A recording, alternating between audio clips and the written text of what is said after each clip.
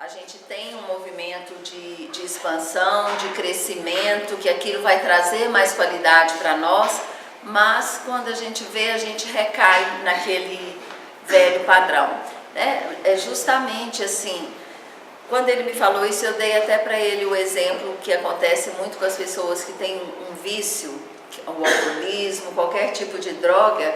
O que acontece? A gente acostuma a funcionar naquele campo. Meu corpo começa a ter uma memória de me sentir na minha zona de conforto, né? Isso acontece com outras questões na vida da gente, até a questão da escravidão, né? O meu corpo biologicamente, ele é preparado para entrar numa zona de conforto. Até na questão da alimentação, mesmo que hoje a gente está vendo que um tanto de alimentos, na verdade, eles são venenos para nós, mas o corpo está adaptado. Então, quando eu vou fazer essa mudança, isso gera um desconforto, um nível de alerta que toca atenção, perigo, e uma sensação, quando está em relação a outras pessoas, de solidão, que a minha tendência é querer voltar para o velho, né? Tanto a nível celular. Coincidentemente, ontem eu fui numa dentista para tirar amálgama. Eu ainda tinha 2 amálgamas na boca, né? Mais uma coisa, viu, Delmara, a dentista biológica não parou só naquilo não. E aí, depois que ela tirou os amálgamas, ela disse assim: Solange, preste atenção, porque as suas células estão acostumadas nesse padrão de conectar com o campo energético do Mercúrio. Mesmo que ele nos faça mal, mas num primeiro momento as suas células vão ficar desorientadas. E aí você pode sentir um mal-estar, uma dor de cabeça, ter sintomas negativos em função disso, né? E aí a mesma coisa nós vamos trazer para o nosso âmbito das relações, né? Por exemplo, uma pessoa que tem um vício forte, aí ela é internada, faz um tratamento, ela sai dali com toda a determinação. Aí quando ela volta para o ambiente dela, vamos dizer assim, as células externas, considerando cada um de nós como uma célula desse macro-organismo, elas ficam desorientadas em relação, não dá mais conexão, né? E aí a pessoa começa a se sentir com esse mal-estar, que aí vai ser no nível da angústia, da solidão, e aquilo fica tão insuportável que ela prefere voltar para o velho padrão. Num caso desse seria o que? Voltar a usar as drogas, porque ela tem uma sensação de conforto ali, tanto a nível físico, biológico, né, porque vai na mesma situação do Mercúrio, quanto na questão social. Porque depois que ela muda esse hábito, ela não consegue mais pertencer àquele grupo que ela convivia. Então ela vai entrar num vazio. O que eu vou colocar no lugar? Então é nesse sentido que aí é tão pesado ficar nesse vazio até que algo novo chegue, né? Fazendo aquela metáfora que a gente faz do copo, né? Se eu estou com um copo cheio de água suja, para eu ter uma água limpa, eu tenho que jogar aquela água fora, suportar aquele copo vazio para poder enchê-lo de uma água saudável, mas eu tenho que ter uma resistência de suportar esse vazio, né? Então é nesse sentido. Então é nesse período que a pessoa sucumbe, então, e ela volta para a zona de conforto dela. Isso. Ela não consegue sustentar esse novo padrão. Isso, ela não consegue sustentar. Além dela não conseguir sustentar, gente, é muito bacana quando a gente pensa no micro e no macro. Da mesma maneira que as minhas células ficam desorientadas, querendo ali o Mercúrio de novo, porque ela está adaptada naquilo, as pessoas que convivem comigo, elas também, né, se sentem muito desconfortável quando eu estou fazendo aquela exclusão, porque isso cria uma angústia do lado de lá também. Então elas acabam me convocando, tentando me fazer a conexão de novo, né? Então se torna muito pesado, tanto a minha pressão interna quanto a pressão externa. num nível que a gente pode ver que é muito rotina na nossa vida, que não é um exemplo tão forte quanto a questão dos vícios, vamos para a nossa família de origem, né? Como nós, seres humanos, somos muito adoecidos, né? Normalmente as famílias nossas são famílias cheias de questões disfuncionais, né? Cheias de situações que nós podemos chamar assim, que estão ali num fracasso. Então vamos pensar dois campos que são muito comuns de acontecer. Vamos pensar que se eu venho de uma família que tem um adoecimento psiquiátrico grave, né? Porque no nível, gente, todos nós temos adoecimentos psi, né? Mas tem pessoas que têm um nível maior, que está no nível das psicoses, da esquizofrenia, de doenças mais graves. Se eu venho de uma família dessa, onde o padrão é as pessoas estarem psiquicamente muito adoecidas, aquela família funciona daquela maneira, né? Aos trancos e barrancos, da forma que é possível, né? Que seja na agressão, no desrespeito, mas ela funciona daquele jeito. Se eu começo a me trabalhar, a conseguir ter mais saúde mental, a ficar melhor, eu começo a não conseguir pertencer mais a essa família.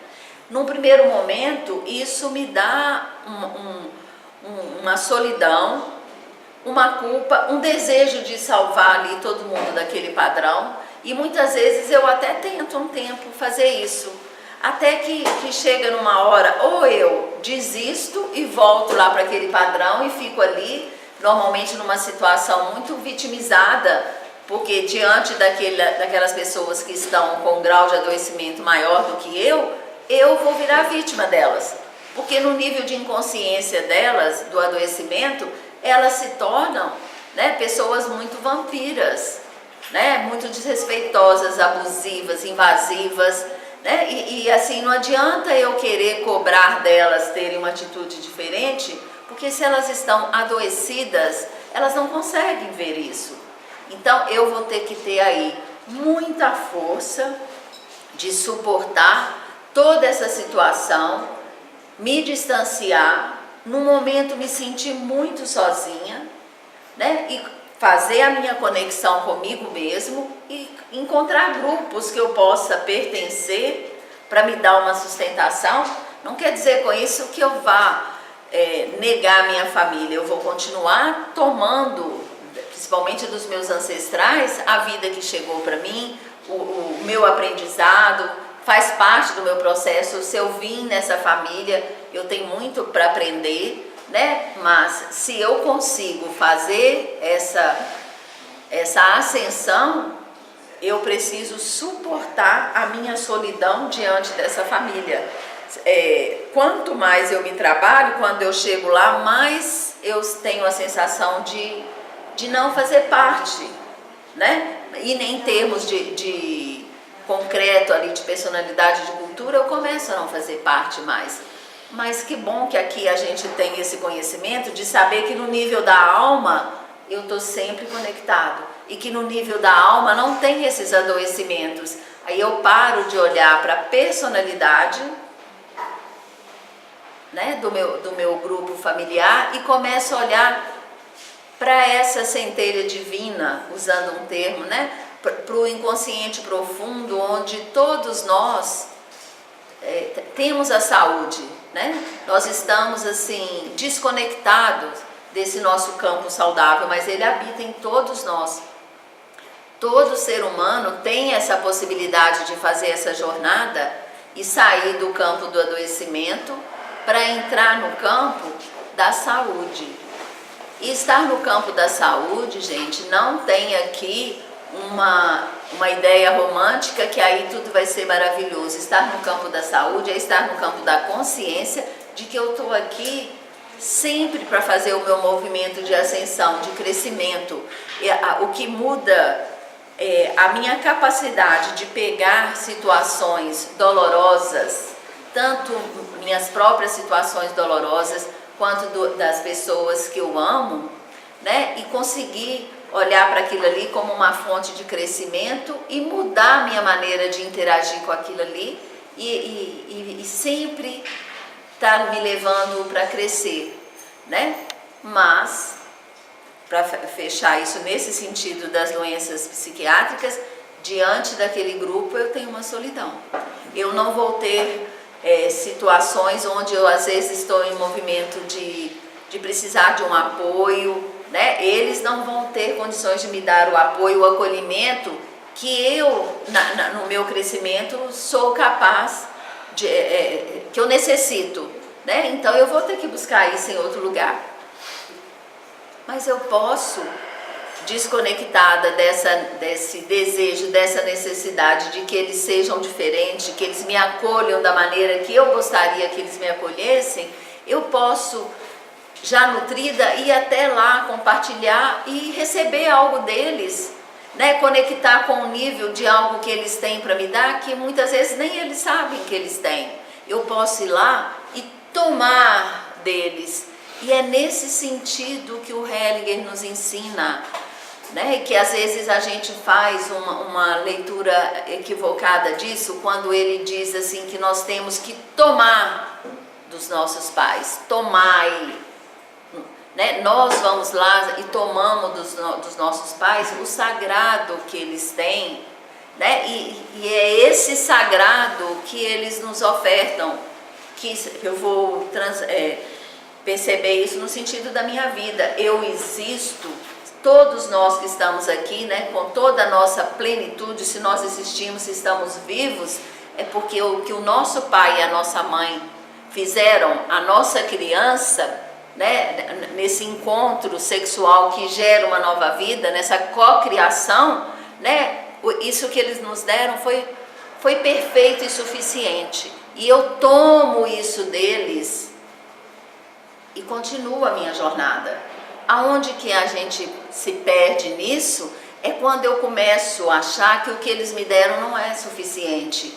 Ah, se meu pai fosse assim, se minha mãe fosse assado, se não fosse dessa maneira, se fosse dessa maneira, isso só me faz ficar dando volta e não sair do lugar. Eu tenho que tomar com gratidão, no sentido da gratuidade, né? Sem julgar se o que eles fizeram está certo ou está errado. Quem sou eu para julgar? E quem são meus pais para ter feito certo ou errado? Todos nós somos instrumentos nesse movimento de vida, né? Da mesma maneira, quem sou eu enquanto mãe para me julgar, de achar que eu não fiz o certo para os meus filhos? Aonde que eu tenho a consciência expandida para eu saber o que é o certo para os meus filhos, né? E quanto mais a gente vai se trabalhando, expandindo a consciência, mais leve vai ficando para a gente fazer isso, porque quando eu consigo olhar as histórias atrás das histórias, né, o que rege atrás de um processo, eu vou entendendo que muitas vezes o que eu estou vendo como uma doença grave é ali, aliás, muitas vezes não, sempre é ali um mecanismo de cura para algo mais profundo, né? Às vezes uma pessoa que não consegue ouvir, por exemplo, né? Esse não ouvir está a serviço dela conseguir transmutar algo dentro dela que provavelmente tem a ver com os antepassados ou com vidas passadas dela, onde a questão do ouvir esteve muito presente e ela precisa transmutar, né? Ouvir com os ouvidos da alma. A mesma coisa nós vamos dizer para a visão, né? Às vezes eu preciso enxergar pouco aqui para eu poder enxergar com os olhos da alma, eu enxergar para dentro, eu olhar menos para fora, olhar mais para dentro. Tudo está certo da maneira que é, né? Em qualquer falta de funcionalidade de uma família, sempre eu vou olhar o que eu tenho para aprender com isso. E sempre aprende, gente. É fácil fazer isso? Não é. Por isso que eu falo assim que que eu escrevi o meu novo mantra, né? Deve ter mais ou menos um ano, que para o resto da minha vida eu quero aprender e ensinar. Porque o tempo todo eu tenho que aprender. Porque a vida não me dá tempo de não querer aprender, porque sempre é uma situação nova que eu vou ter que transmutar. Às vezes não é nenhuma situação nova, mas na hora que eu vou tirando algumas coisas que estão em minha volta, algo que estava ali mais no profundo, que eu não conseguia nem lidar, ou às vezes eu nem enxergava, isso aparece, né? E às vezes é algo que se muito tempo atrás eu visse, eu não daria conta. Mas hoje tem um nível de dor, mas eu consigo olhar para aquilo com outro olhar, com outro coração e crescer com isso.